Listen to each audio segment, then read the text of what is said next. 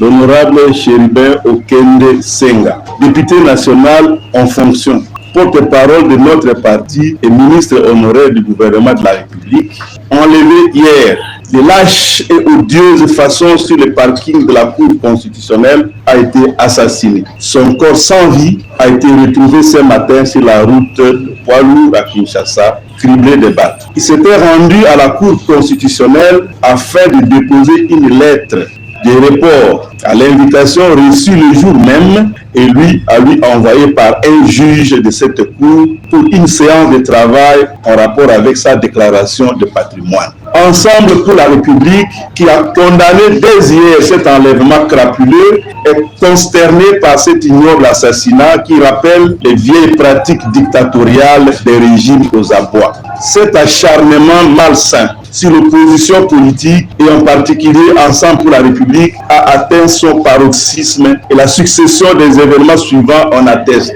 L'interdiction au président de Ensemble pour la République de s'émouvoir dans les provinces du Congo central et du Kwilu. L'enlèvement de l'honorable Mike Mukeba Ikosso de son domicile. L'enlèvement brutal et arbitraire de Salomon Kalonda Idibela sur le tarmac de l'aéroport de Njidi. La perquisition des résidences du président national de Ensemble pour la République à Kinshasa, de Salomon Kalonda Idibela et de sa mère à Lubumbashi.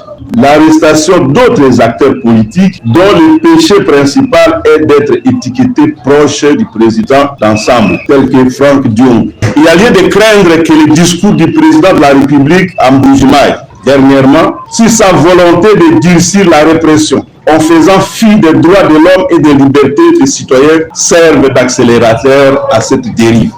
Si l'on peut se faire enlever dans l'enceinte de la plus haute juridiction du pays, la Cour constitutionnelle, et se retrouver sauvagement abattu quelques kilomètres plus loin, c'est que nous ne sommes plus en sécurité nulle part en République démocratique du Congo. Nos larmes sont d'autant plus amères que Chérubin Okende était la voix du parti. Il assumait ses fonctions de porte-parole avec un engagement sans faille. Et comme vous le savez, le 28 décembre dernier, le ministre Chérubin Okende avait démissionné du ministère des Transports pour répondre librement et en toute responsabilité à la ligne de notre parti.